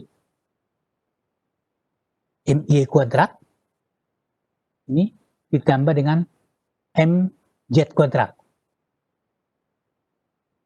MZ kuadrat ini adalah caranya, artinya kalau kita mau mencari momen di C berapa, nanti momen di D juga bisa kita cari dengan mencari terlebih dahulu berketepatan di sini 0 ya. Ini 0 ini. 0. Nah, di sini maaf ini 0 ya. Nah, di sini tetap sama adalah 75. Jadi mana momen terbesar? Ya, momen terbesar di sini adalah di titik C. Yaitu dengan rumusan ini, itulah yang kita gunakan untuk menghitung diameter atau ukuran daripada porosnya. Oke. Nah, ini contoh yang lain. Nah, di sini ada poros sepanjang A sampai B. Ya. Poros sampai E. Sampai E. Kemudian ada di C puli. Di D ada puli. Di E ada puli. Jadi kalau seperti ini, nah ini ada 3 yang mana input, mana output. Jadi seperti saya katakan tadi, input itu 1, outputnya 2. Kalau ada 3 ya. Sekarang kalau ada 4. Kalau ada 4. Berapa inputnya, berapa outputnya? Halo Mas, kalau ada misalkan 4 puli, ini 3 ya. Kira-kira berapa? Jadi kalau misalkan di sini masih ada lagi 1 puli, ada bebannya. Nah ini, inputnya berapa? Artinya ini ada nanti apakah ini input, kemudian ini adalah output, ini adalah output. Bagaimana kalau 4 misalkan? Atau kembali seperti tadi? Outputnya 3, Pak. Outputnya 3, oke. Nah sekarang kalau seperti ini, kalau ada 3, outputnya berapa? Kalau seperti gambar ini, ada 3 yang tadi ya, yang tadi 4, inputnya 1, outputnya 3. Kalau seperti gambar ini, inputnya berapa, atau artinya berapa puli, dan outputnya berapa puli? Inputnya 1, outputnya 2, Pak. Ya. Nah sekarang pertanyaan selanjutnya itu benar, 1 input, 2 output. Nah sekarang kalau kita lihat, mana yang input, mana yang output? Coba dulu ditentukan mana inputnya. Puli, Pak. Bagaimana? Puli C jadi inputnya. Puli input adalah C. di C. Outputnya Outputnya puli D dengan puli E. adalah di D dan di E ya. Dari mana Anda tahu bahwa inputnya di C? Yang di puli C F1-nya itu 600. Sepertinya itu yang paling besar dari semuanya, Pak. Ya, ya jadi dari gambar ini kita melihat ini mungkin tanpa dikasih angka ya. Kalau angka ini kita melihat ini F1 lebih besar dari F2. Berarti kalau dalam hal ini dia akan berputar ke sini. Nah, kemari. Nah, nih. Kemudian kalau kita lihat di D F3 lebih besar daripada M4. Lalu dia akan ke sana nih. Nah, kemudian kita lihat di E. Ini F6 lebih besar dari F5. Lebih besar daripada F5 berarti menurut dia lah sana putarannya. Jadi kita melihat bahwa D dan E pulinya sama-sama berusaha memutar ke mana-mana, ke kanan ya. Sementara C berusaha memutar ke kiri.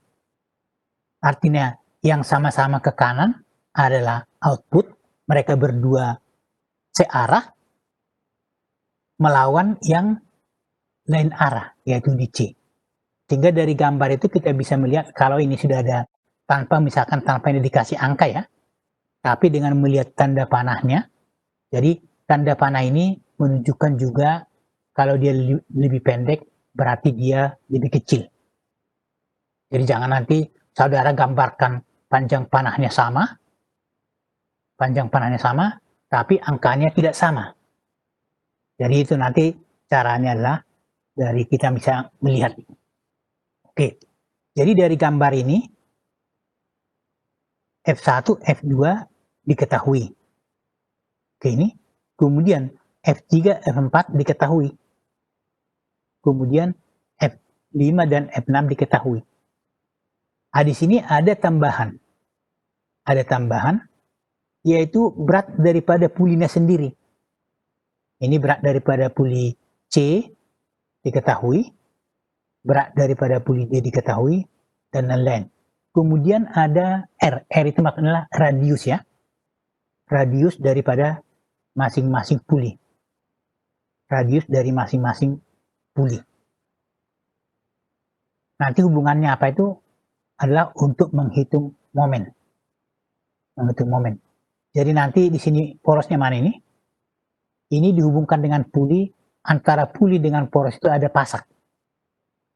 Sehingga nanti kalau pulinya berputar, nanti porosnya ikut berputar.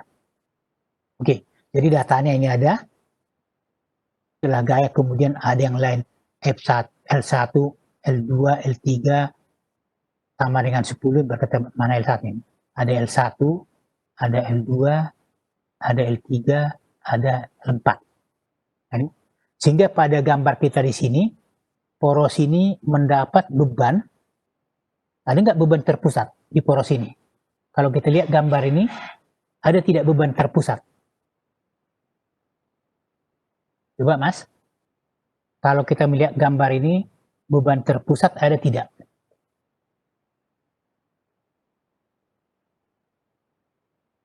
Halo Mas, kalau tadi kita mengatakan seperti ini ya, ini contohnya ini, hanya kita mengatakan tadi, ini beban terpusat namanya nih. Beban terpusat ini beban merata. Ini juga seperti inilah beban terpusat. Nah sekarang, kalau kita melihat persoalan kita di sini, nah ini, di sini ada nggak beban terpusat? Ya, kalau kita anggap kita seperti yang tadi ya, tidak ada ya. Bagaimana? Ada nggak beban terpusat tadi? Karena tujuan kita nanti adalah mau menghitung diameter daripada porosnya. Katakanlah porosnya sepanjang A sampai E. berapa diameter poros yang aman. Nah, itu yang kita mencari. Nah, sekarang kalau itu yang kita cari, berarti kita harus tahu dulu bebannya. Karena beban itu nanti kita bisa mengetahui ada torsi, ataukah ada momen. Nah, sekarang pada gambar kita di sini, ada tidak beban terpusat? Ada. Mana beban terpusatnya? Jadi di sini, jadi kalau di titik C ini, bebannya adalah gayanya adalah F1 tambah WC tambah F2. Arahnya lah ke bawah. Sedangkan di D, yang ke arah ini sumbunya ya, sumbu Z, sumbu Y, yang ke arah sejajar dengan sumbu Y adalah WD. Sedangkan di titik E, yang sejajar dengan sumbu Y adalah F5 tambah WE tambah F6. Artinya, kalau kita melihat ke arah sumbu Y, dia nanti kita gambarkan seperti ini. Nah, ini, ke arah sumbu Y seperti ini. Jadi ada FC, ada FYD, sama ya, ada FYE. Maksudnya ini ke arah Y di titik E ya, ada. Nah, kemudian kalau sumbunya seperti ini, sumbunya, kemudian ini bisa dicari BMD dan SFD dan BMD. Nah, ini gambar. Tapi tentu angka ini datangnya dari mana? Tentu ada perhitungannya seperti ini ya. Ada perhitungannya seperti ini. Inilah Y ini. Jadi maksudnya reaksi di titik A terhadap Y ini ada ini. Artinya itulah yang kita pindah kemari. Jadi cara mencarinya di sini kembali seperti tadi, sigma momen B sama dengan 0 dan seterusnya. Kembali. Jadi di sini ada, dia memotong dua tempat ini. 1, 2.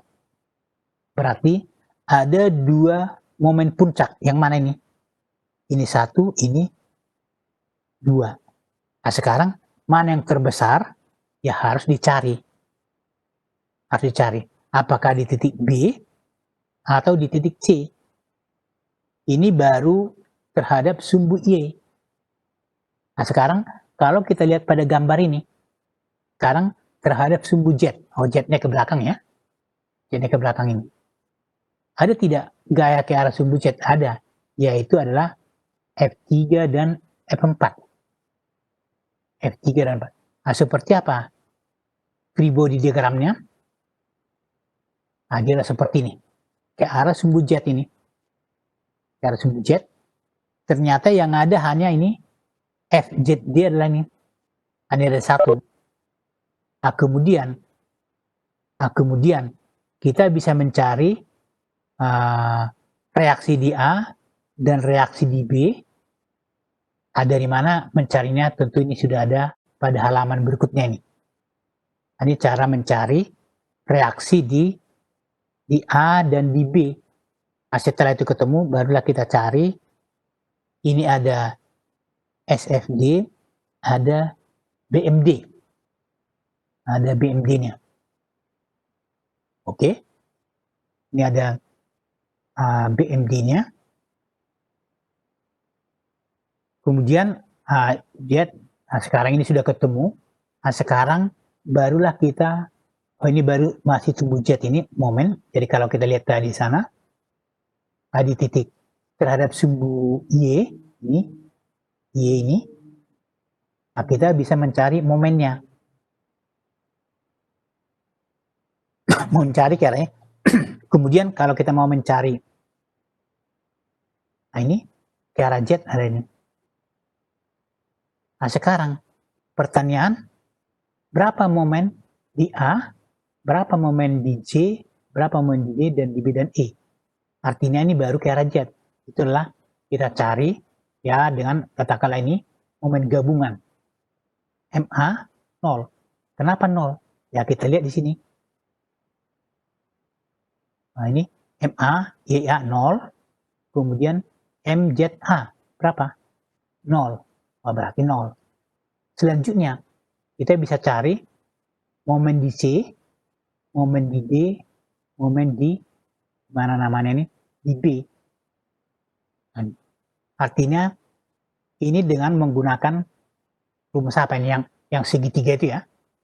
Artinya ini kalau ada Z, ini ada katakanlah X ini, ada Y, kalau ini kita cari ke sana, adalah dengan menggunakan rumus seperti ini.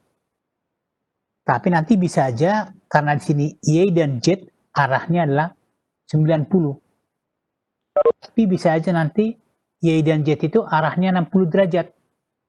Belum tentu tegak ya. Kalau dia adalah 60 derajat berarti di sini masih tambah nanti adalah 2 cos. Ada rumus yang biasa 2 cos theta sudutnya dikali dengan MYC dikali dengan MZ. Nah, jadi sudah ada rumus itu ya. Jadi namanya rumus kosinus. Oke. Nah, sekarang kalau kita melihat dari angka ini, kita melihat angkanya, mana momen terbesar? Ternyata momen terbesar adalah ini.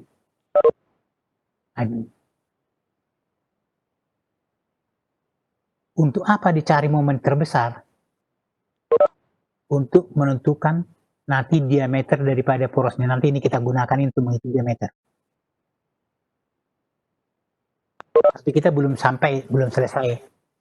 Nah, di sini di gambar ini, di gambar kita di sini, ada nggak torsi? Torsi ada, F1 dan F2 dikurangkan dikali dengan RC. Itulah torsi input. Sedangkan torsi output ada 2, yaitu adalah F3 kurang F4 dikali dengan RD. Kemudian torsi di titik E adalah F6 kurang F5 dikali dengan RE.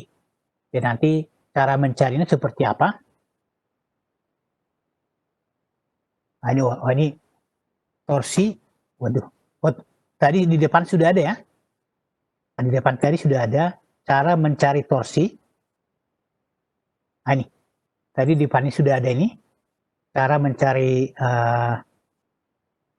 torsi di titik C dan di titik D adalah selisih gaya dikali dengan radius. Jadi dikalikan radius ya, bukan dikali diameter. Jadi jangan salah, karena pernah itu dalam soal yang diketahui adalah diameter daripada puli, bukan radius. Sebenarnya kalau diketahui diameter, radiusnya bisa dicari ya. Jadi yang digunakan adalah radiusnya, bukan diameter. Pernah mahasiswa memprotes, Pak, punya saya itu benar semuanya. Oh, yang benar apanya? Yaitu ternyata dia salah, harusnya menggunakan radius, tapi dia menggunakan diameter. Jadi kalau ada lingkaran seperti puli ini, jadi torsi adalah, jadi kalau ada misalkan seperti ini ada gaya tangensial, ini ada radiusnya nih. Berapa torsinya? Adalah gaya tangensial, katakanlah F dikali dengan radius. Bukan F dikali dengan diameter, bukan ya. Jadi yang benar adalah gaya tangensial dikali dengan radiusnya. Itu namanya adalah torsi. Atau kita katakan dengan momen puntir. Oke. Nah, itu adalah cara mencari momen lengkung. Jadi yang lama di sinilah mencari momen lengkungnya. Kalau mencari torsi itu lebih cepat. Ya lebih cepat ya. Oke. Nah, ini sekarang menghitung diameter poros. Jadi menghitung diameter poros. Jadi kalau kita sudah tahu torsi, tahu momen lengkung, kita bisa menghitung diameter poros. Jadi di sini menghitung diameter poros menurut ASME code. Nah, ini ada istilah ASME code. Jadi menghitung diameter poros itu banyak caranya. Jadi ada dengan ASME code, ada juga dengan cara Tresca, ada juga dengan cara von Mises. Tapi untuk yang paling sederhana adalah Asmecot ini. Tapi kalau kita mau lebih teliti dengan semua faktor dipertimbangkan, ya kita menggunakan von Mises. Tapi di sana banyak faktor yang perlu diperhitungkan. Jadi katakanlah seperti ini, kalau kita dalam gambar kita di sini, ya kita hanya memperhitungkan ada torsi dan ada momen lengkung. Nah, kita belum mempertimbangkan katakanlah ini ada nggak gesekan antara antara puli dengan udara. Pasti ada ya. Tapi di sini belum diperhitungkan. Kemudian ada nggak beban kejut? Ya bisa jadi ada. Nah, nanti kalau di sini di Asmecot terhadap beban kejut sudah diperhitungkan. Katakanlah di sini tiba-tiba dia naik atau tiba-tiba dia goncangan. Bisa aja ada goncangan misalkan pada saat poros dibebani tiba-tiba bebannya naik. Itu pasti ada goncangan. Oke. Jadi ini menghitung diameter poros. Menghitung diameter poros ini. Oke. Rumusannya ini ada diagram Mohr cycle. Saudara sudah tahu di mekanika material ya, mekanika material. Jadi di sini kalau rumusnya seperti ini adalah bending murni. Jadi seperti ini kalau kita mengatakan ini hanya beban terpusat, batangnya adalah hanya bending, melengkung, rumusannya seperti ini. Artinya kita tahu momen maksimum, diketahui tegangan, diketahui bisa kita cari diameter. Kemudian kalau seperti ini, kalau dia adalah murni torsi ini, di sini tidak ada momen lengkung, hanya murni torsi. Nah, ini torsinya ke kiri, ini ke kanan. Kita bisa mencari diameter dari sini. Nah, diameternya. Jadi kalau dia murni lengkung rumusnya ini, kalau dia murni torsi rumusnya ini. Sekarang kalau kombinasi atau gabungan antara torsi dengan antara momen lengkung dengan torsi. Seperti gambar kita yang tadi. Ini gambar kita yang tadi ini. Nah ini. Kalianlah kita menggabungkan antara momen lengkung dan torsi. Jadi kalau misalnya torsinya bisa dicari ini. Oke.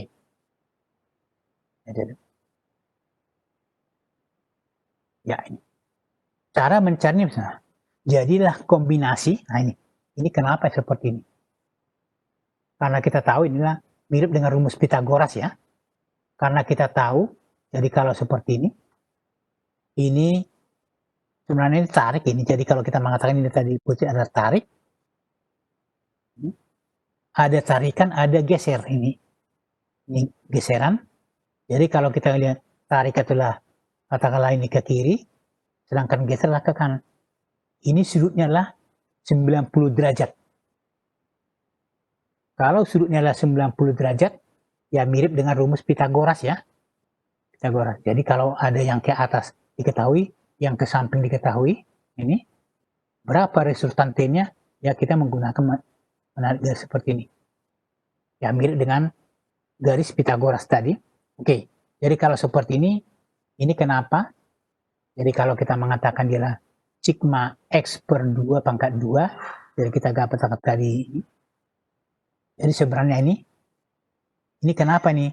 Sigma X per 2 adalah ini. Jadi kalau ada batang mengalami geseran sepanjang ini, kemudian tarikannya adalah ini. Tarikannya. Kemudian kalau kita mau mencari di ujung batang adalah ini, ya rumusnya adalah nanti menggunakan rumus Pythagoras ya. Ini ada. Inilah dari Mohr cycle. Saudara sudah tahu di mekanika material ya. Oke. Jadi dialah menjadi seperti ini. Gabungan. Ini adalah kalau tadi murni lengkung. Sedangkan inilah murni geser. Kemudian setelah disederhanakan muncullah rumus seperti ini. Jadi M kuadrat tambah dengan T kuadrat. M itu apa adalah momen maksimum. Maksimum. Oke, inilah tegangan yang timbul. Dan biasanya tegangan yang timbul, tegangan geser yang timbul harus lebih kecil atau maksimum sama dengan tegangan geser yang diizinkan. Nah, kalau ini kita ganti menjadi, ini kita akan dapatkan ini. Inilah yang timbul ini.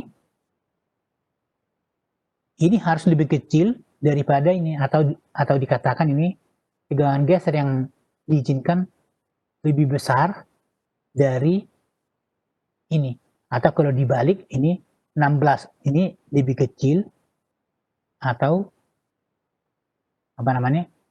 atau tegangan geser yang diizinkan ini.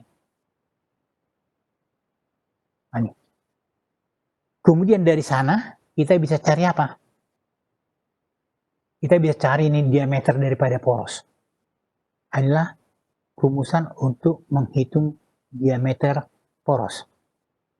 Untuk menghitung diameter poros. Rumusan ini. Kita tahu momen, kita tahu torsi. Kalau kita tahu torsi dan momen berarti kita bisa menghitung diameter. Ini adalah kalau porosnya kejal. Jadi pada tadi di sini kita tidak mengatakan porosnya apakah dia porosnya kejal atau berongga. Inilah poros kejal, poros solid. Karena nanti ada kalanya di sini ada lubang ini. Ada lubang. Ya tentu nanti ada pengaruhnya. Oke. Kemudian kalau kita mengatakan inilah dia hanya ada momen, lengkung, dan torsi. Tapi dalam kenyataan, pada saat poros bekerja, ada kalanya beban poros berubah sekonyong-konyong. Apa yang sekonyong-konyong ini? Ya tiba-tiba ya. Ya tiba-tiba, kenapa? Mungkin tiba-tiba ada bebannya dinaikkan. Ya contohnya, kalau kita misalkan membayangkan sebuah traktor ya, traktor itu digunakan untuk menggali tanah. Menggali tanah. Kemudian operatornya menggali tanah, operatornya, dia tahunya tanah. Tahu-tahu dia tidak tahu bahwa di dalam sana ada pipa. Ada pipa. Nah, kemudian dia mengorek tanahnya, tiba-tiba ketemu pipa, atau mungkin tiba-tiba ketemu batu yang besar. Sehingga pada saat dia biasa, dia normal seperti ini, tiba-tiba ada macam beban tiba-tiba, yaitu sedokan, yaitu perlu dikoreksi. Sehingga nanti kalau tidak dikoreksi, nanti bisa saja nanti mesinnya, as daripada mesin langsung patah. Sehingga kalau ada beban seperti itu, beban yang kita tidak duga, harus dipertimbangkan. Dengan demikian, momen lengkung M perlu dikoreksi dengan namanya KM. Jadi M itu momen. Dan momen puntir dikoreksi dengan KT.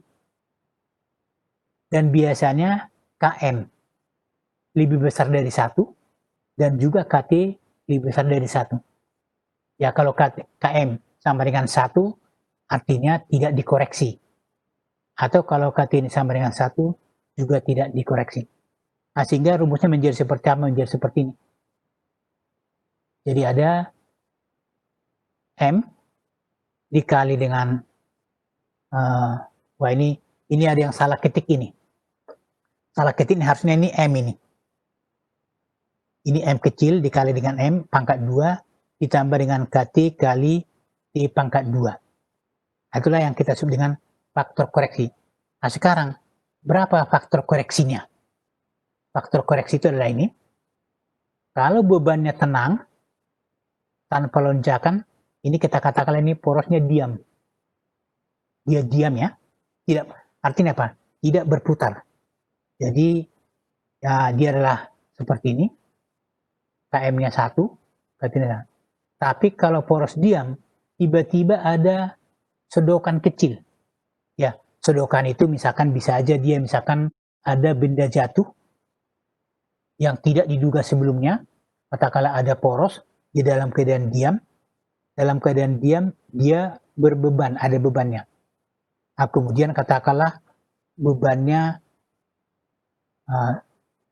tiba-tiba nambah, katakanlah ada benda jatuh dan menambah bebannya, atau ada sodokan. Atau mungkin nanti tiba-tiba bebannya lepas. Bisa jadi tiba-tiba bebannya lepas. Sehingga ini kita ambil KM 1,5 sampai 2 dan KT-nya sama. Tapi kalau porosnya berputar, artinya sambil berbeban, ini beban tenang dan pelan. Masih tenang ini dikasih faktor KM. Kemudian ini adalah 1. Kemudian kalau beban tiba-tiba artinya sedokan besar, ini angka ini. Itulah yang kita masukkan ke angka tadi KT dan wah ini salah lagi ini harusnya KM ini. Ini KM. Jadi tolong nanti dikoreksi. Tolong dikoreksi nanti. Oke. Nah, kemudian ada kalanya porosnya seperti saya katakan tadi dia adalah berlubang. Berlubang ya. Jadi sering poros itu dibuat dia berlubang supaya dia lebih ringan.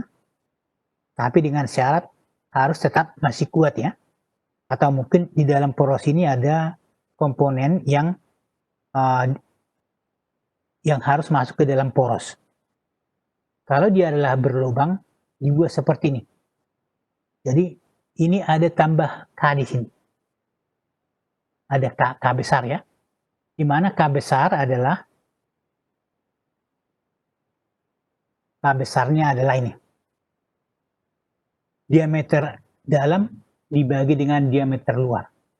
Jadi kalau ada poros seperti ini, porosnya berlubang, jadi ada DI dengan D0.